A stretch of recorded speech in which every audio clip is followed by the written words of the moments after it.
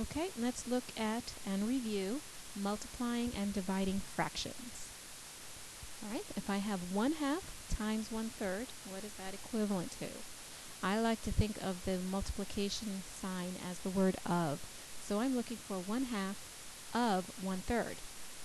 So here, this yellow slice represents 1/3 of a whole circle.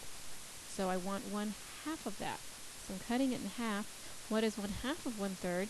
Well, it's this slice right here, which is 1/6. So I know by looking at a picture that 1/2 times 1/3 is 1/6. So let's review how we find that using math. Well, this is a simpler case than adding or subtracting. We don't need to find a common denominator. All we need to do is multiply the numerators and multiply the denominators.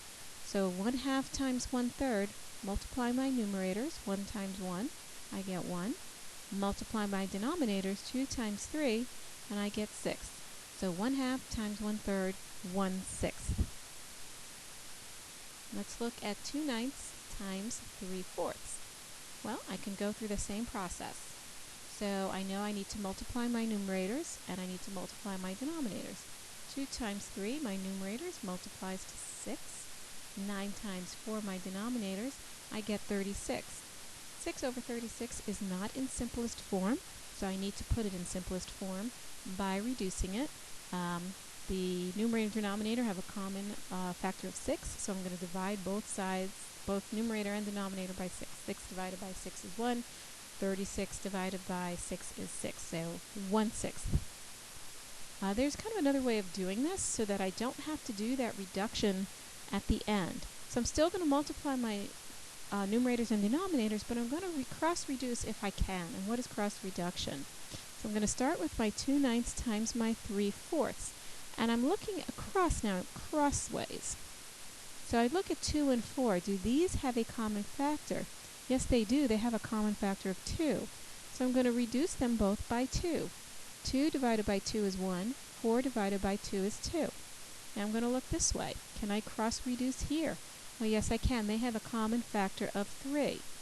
So I'm going to divide both of these by 3. 3 divided by 3 is 1. 9 divided by 3 is 3. Now when I multiply my numerators and denominators, I'm using these reduced forms. So 1 times 1 and 3 times 2, I get 1/6.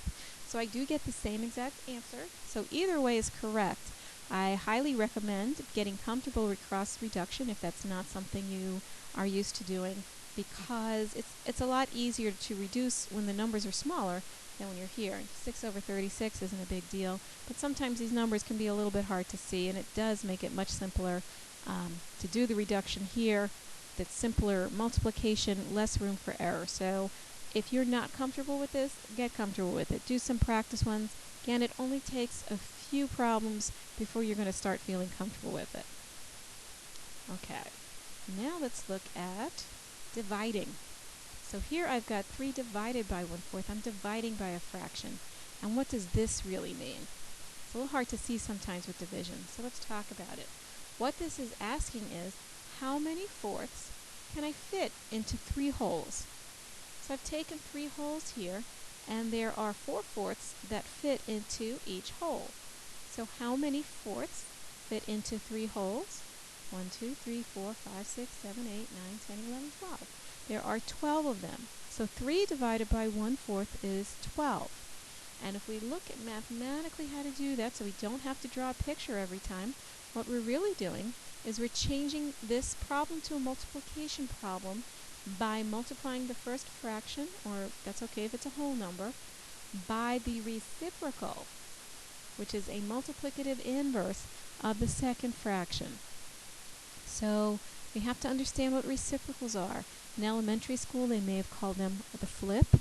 You're basically exchanging the numerator for the denominator. So if I have 1/4, its reciprocal is 4 over 1.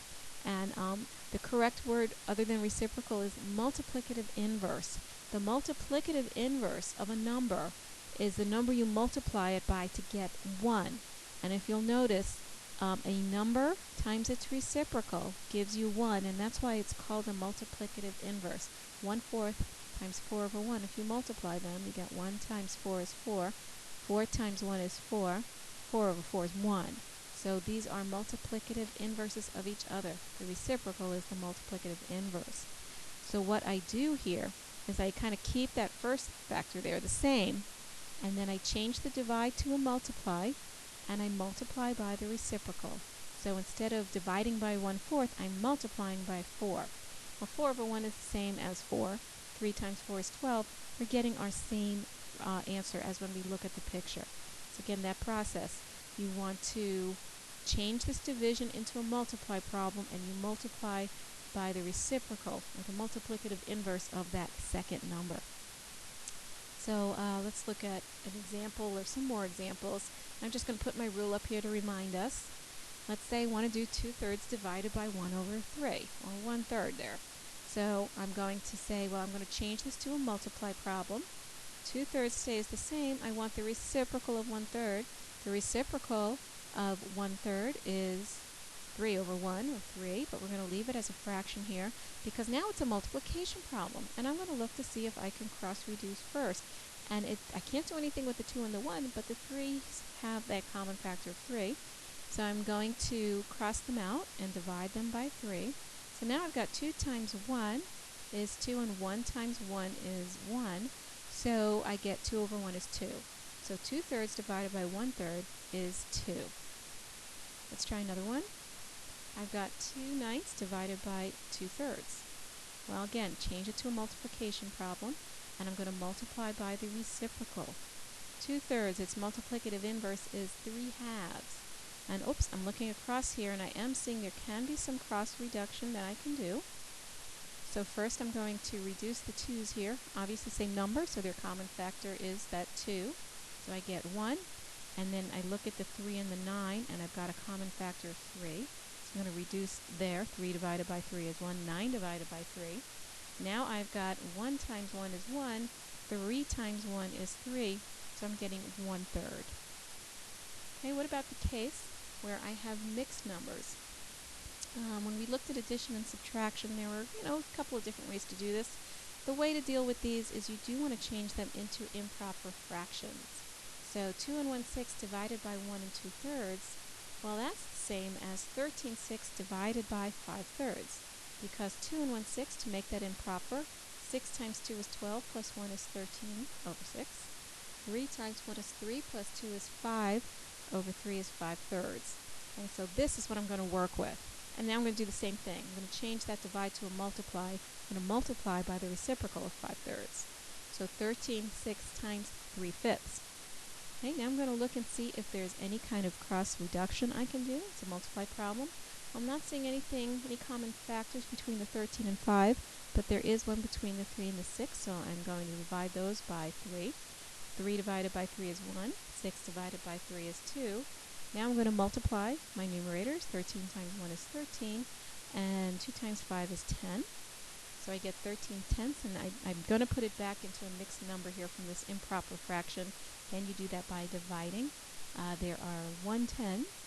Right, 10 goes into 13 one time, and I get 3 left over.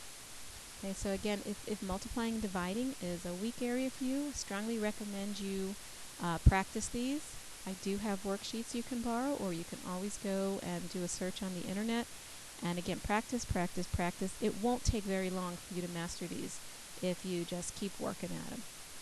Thanks again for listening.